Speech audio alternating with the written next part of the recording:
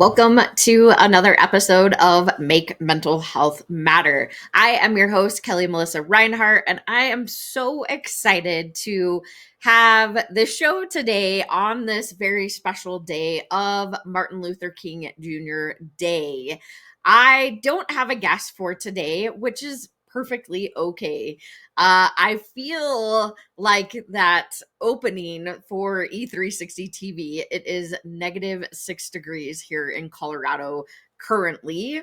I think we're only supposed to get up to maybe like negative, I don't even know, but it's been pretty consistent at -6 since this morning. It was a little bit colder. Anyways, when I watched that intro, I'm like, yeah, I can feel that here in Colorado.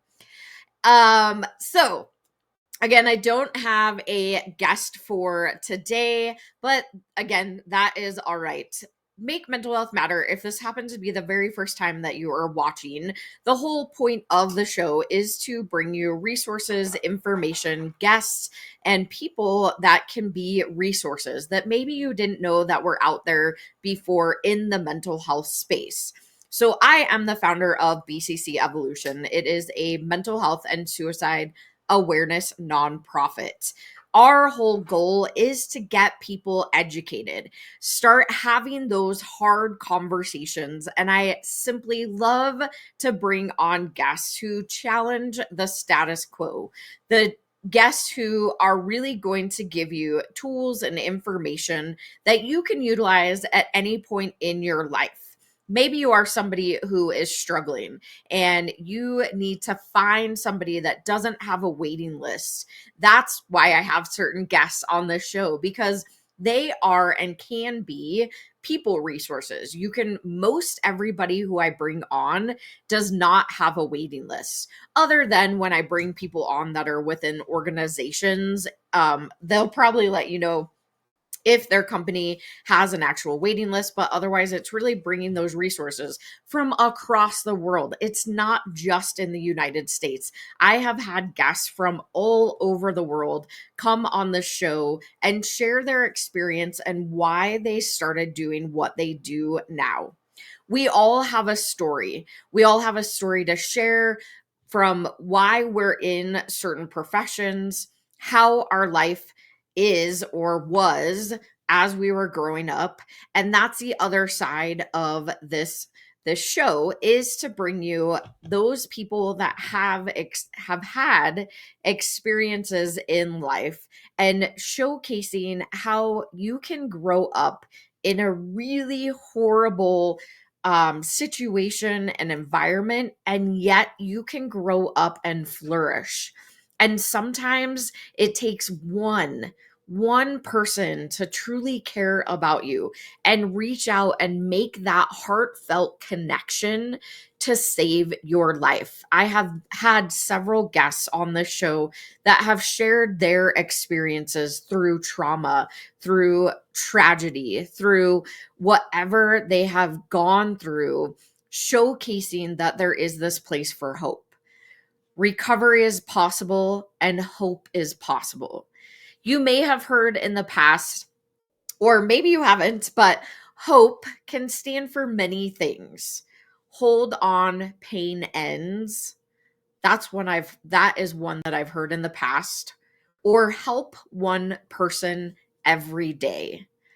That is one that my mentors often say. And I simply love that one. I love both of them.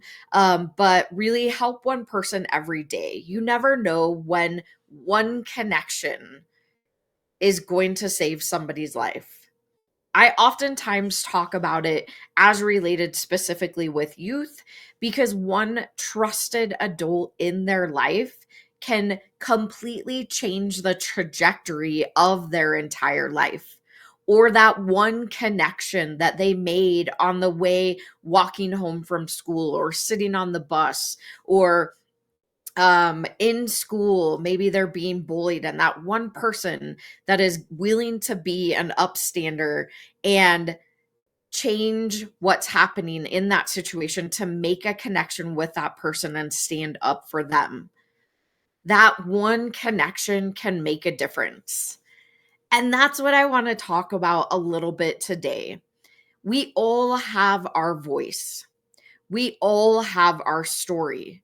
Some of us are more willing and able to share what we've been through in this thing that we call life.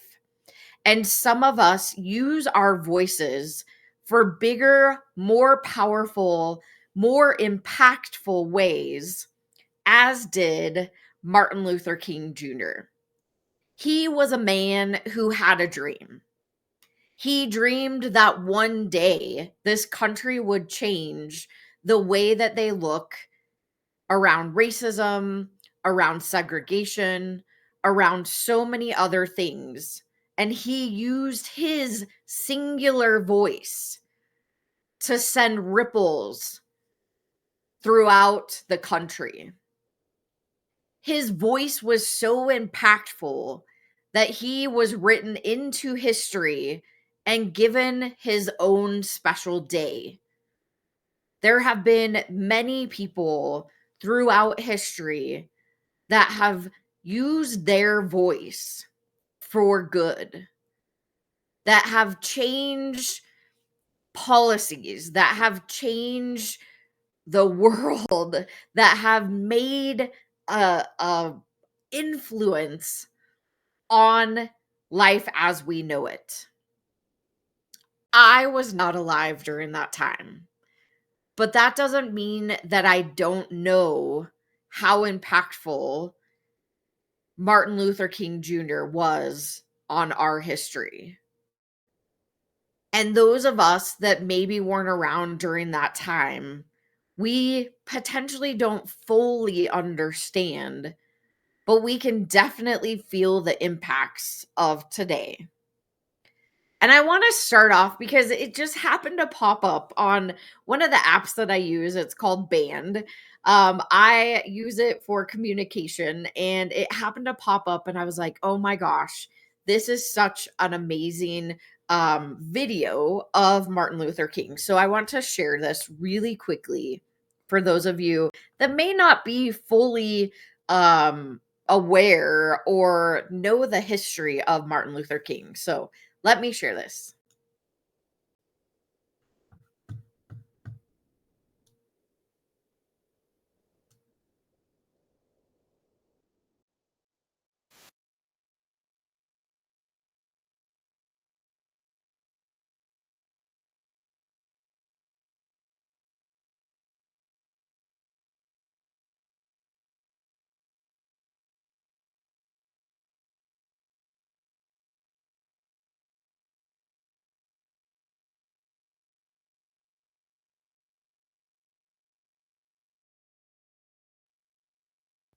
That is such a simple yet impactful clip of the brilliant things that Martin Luther King used to share and speak about. Most all of us know about his big speeches. He used to line, I mean, there were millions and millions and millions of people that lined the Capitol. The Capitol? It was the Capitol in Washington, D.C. There were millions of people that came out and were there for his I Had a Dream speech. Could you even imagine being or standing in that crowd that was miles beyond miles beyond miles of lined up people being a part of this incredible day in our history? I could only imagine how that would be and how impactful it would be to be at that place at that moment, hearing him speak. Why am I telling you this? Because I think it's important to know that we all have a voice. It's also very important to know that we can use our voices for good. we can also remember those in our history that use their voice for good. I don't know if you had to like I did, but in it was either elementary or middle school. I was trying to think about it this morning when it was specifically. But I remember reading Rosa Parks, her story. And it had so much impact on me. Like, one, first and foremost, because she was a woman and she went against the status quo. She was so exhausted and she just wanted to sit and relax on the bus. It shouldn't have mattered where she had to sit. Whatever color her skin was, whatever gender she was, she should have been able to sit wherever she is. And I, of course, am talking about this from the perspective of being a white female. Again, I was not alive back when it was like full force segregation. I was born in 1980. So I don't know everything that transpired. Of course, it was written into history that I can read about it. I know that we still have people that are alive today that were alive during those times, and things have significantly changed and shifted. But I can speak from it as a white woman, being in a male dominated world for the most part. Rights were not a thing for women, nor were they, especially in Rosa Parks' time, nor were they for the minority of or any people of color. It wasn't until I probably should have pulled up the complete timeline. But I know, at least from my experience and reading that book, I was like, oh my gosh, like it was so impactful because, first and foremost, I didn't realize until I really started looking into it. Well, I think it was like when I had to take history and they made us read all the books, right? I didn't realize like how segregated it was, and it just wasn't a thing, I guess, in my brain. I don't feel like it always has been. But I do know I was born and raised in Utah. I lived there till I was 7 years old. Utah is a predominantly, not anymore, but when I lived there, in the 80s, it was predominantly white, male dominated culture. The church, very much, the women stayed home. There were the women were to bear the children for the families, and they had anywhere between 2 to 5 to 7 children at that time. And that was a culture in the Mormon religion. Was Men went to work, women stayed at home, they took care of the kids, and it was very much a male dominated world. I My mom came out when I was 5 years old that she was a lesbian, and that just, like, shook everything up. Living in Utah at the time, um, the churches weren't very happy with that. I don't know. I was so little, I'm not exactly sure, but I do know that we ended up moving to Colorado when I was 7, and again, we still moved to a community that was predominantly white. But as I grew up, there were a lot more cultures that were around me. And I went to a high school that I was, I mean, probably like half and half. Like, uh, we had um, more cultural influence in the school than I would have ever experienced in Utah. There was maybe like one black family, one Mexican family, one I'm trying to think what other. I think that's like all. If I think about like when I was that little, I mean, I don't remember a ton from 0 to 7, but if I think about it, I don't think that I really knew anybody that wasn't white, to be honest. And then when I moved to Colorado, it was a much different pot of cultures, as I call it. And we really did move into a neighborhood that was, well, it used to be like, I mean, it's still pretty nice, Colorado, nice Aurora, Colorado. But we also moved to which is now like more considered the ghetto of Aurora. And what I'm trying to say is that I became much more aware, much more open to just people as humans. It didn't really matter, at least to me, what the color of your skin was, where you came from. And I think that as I grew up, I started to notice the difference when I would go back to Utah versus being in Colorado. And it never like stopped me from being friends with anybody. It never made me like second guess who were my friends or who I was surrounded with. They were just people, right? Like everybody was my friend. They were just my friends. Like it didn't matter what color your skin was, like where you grew up at. I mean, those were the cool things that you could ask those questions, right? Um and I don't think I ever differentiated what that meant at that time up until probably I started reading like Rosa Parks and I really started understanding, wow, we've come a really long way. And wow, oh my gosh, this was something that happened. And why did that happen? Right. And I know that it still influences our culture today. We're becoming, that's not the right word that I want to use. We have become much more um fluid. That's not the word that I'm looking for, but really trying to change the dynamic between people and also how we speak to people, right?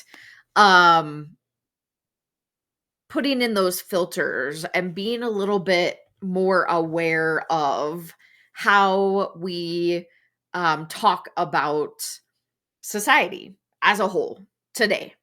The world is a melting pot. There are so many people from so many different backgrounds, from so many different cultures. We are all human, though. And that's the thing, is that we're all humans, no matter what color of skin you have, no matter where you were born, no matter where you grew up, no matter how that cultural background has infused into who you are today. It is very important to have that infusion and be able to have conversations, like ask questions. I would love to know what your background is. I would love to know what your experiences were. I only know growing up really in 2 states, Utah and Colorado. I was pretty sheltered as a child and as an adult. I have traveled, but I haven't traveled the world.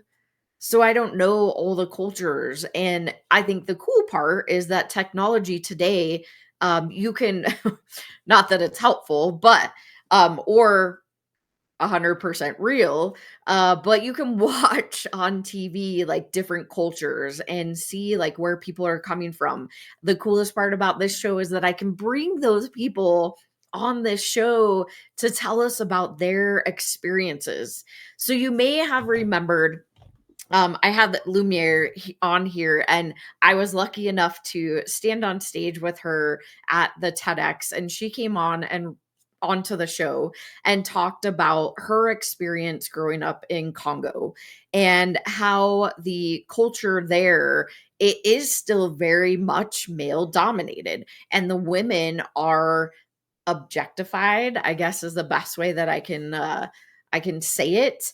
But what she talks about is our stories are really important. We all have a story. We have a story about how we grew up. I just shared a little bit about mine. We have a story about where we came from, who our ancestors are, how they got into this country, right? We all have these stories about where we came from. And the coolest part is that we can come together and share those stories. And I think that's really truly why Martin Luther King Jr. Day is so important because we can remember that our voices are important. We can remember that our voices can be powerful. We can remember that it takes one person to make a difference. It takes one connection to change the trajectory of somebody's life. It can also take one story to show people that they're not alone or bring in those cultures. Ask the questions. And how cool would that be to just start looking at people as humans as they are and not worrying about or being fearful of or continuing the cycle of racism.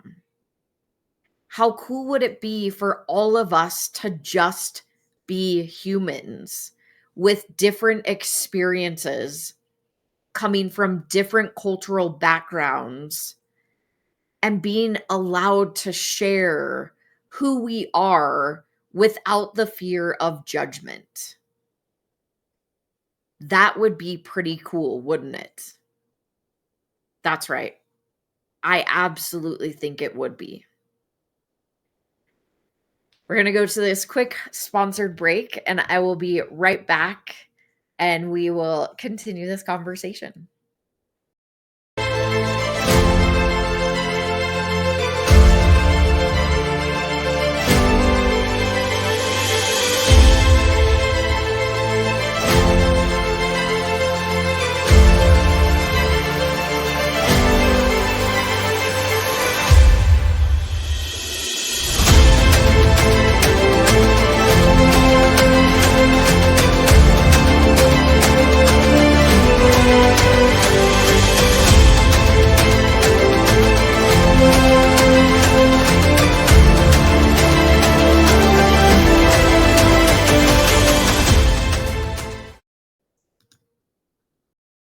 Jeff Pearson here, host of Invisible Condition, where we talk about all the people who are living and thriving with all those conditions that you can't necessarily see from the outside. Join me every Tuesday and Friday at 10 a.m. Mountain Time on E360 TV. And like that, I'm back.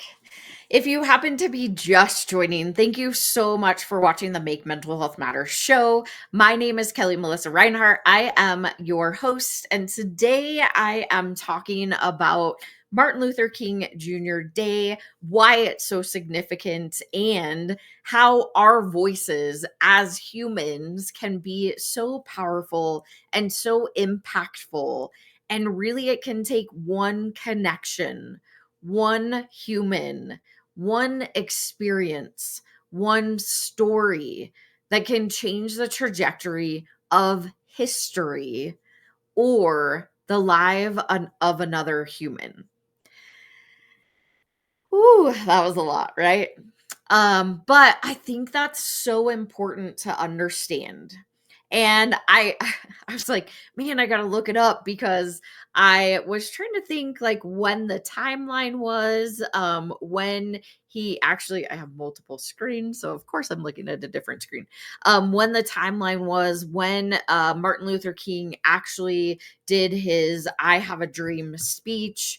Again, I probably should have looked this all up before before I jumped on here, but so it was saying that really it was in so the day it marks Martin Luther King Jr.'s birthday. So that is what we're celebrating, January 15th. So if you weren't sure why it's on January 15th, it is because that was the day that Martin Luther King was born in 1929, January 15th, 1929. His actual speech was, let's see here. I want to get these all right because I don't want the facts to be wrong. Um, let's see, Martin Luther King Jr. I Have a Dream speech. If you haven't ever watched it, I would highly recommend that you go back and watch it because there's so many amazing good nuggets. Again, he was one man that believed in a cause that was bigger than himself. And he had the guts to use his voice for good, which changed the trajectory of history. Think about that. One man changed the trajectory of history as related to African American people in the United States. And if you feel like your voice is not valuable, think about that. You are valuable. Your voice is valuable. Whatever you are experience is valuable. I have so many people being in the mental health and suicide prevention space. I have so many people that come to me and feel unworthy. They feel like their story doesn't matter. They feel like nobody listens. How hard is that to be in a space that you feel like nobody's listening to you and that your story is not worthy? Well, I want you to stop. I want you to go watch some of any of the actually really like any of the clips that you can possibly find on Martin Luther King or on you can look up, like I was talking earlier, Rosa Parks. If you want to go back, and Gandhi is a really great one too. But go back and watch any of the clips that you can find. We have this amazing thing called Google these days and YouTube that you can go and find all of this information. But think about it. These were singular people throughout history that made a difference. They used their voice for good. They used their experience for good. And they got millions of people to rally around them to make changes in our history. So if you ever have those moments that you feel like you're not worthy, that your voice doesn't matter, that nobody's listening, pause for a moment and go watch the videos of some of these people that use their voice for good. I'm going to see if I can get like a small clippet of his I Had a Dream just so that you can hear some of the incredible. So 1963, here's a one.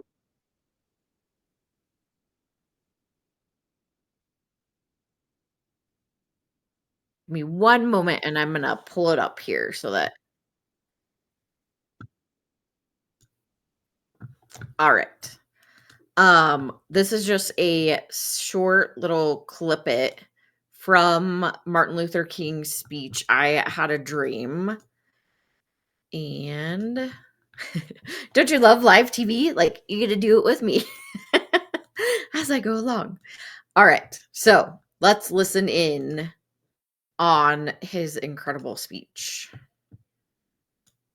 Even though we face the difficulties of today and tomorrow, I still have a dream. It is a dream deeply rooted in the American dream.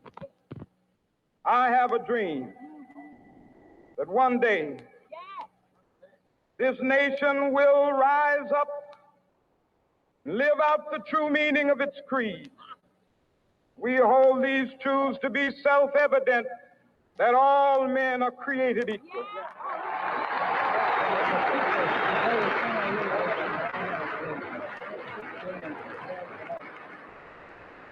I have a dream that one day on the red hills of Georgia, the sons of former slaves and the sons of former slave owners will be able to sit down together at the table of brotherhood. I have a dream. Consider that New Year's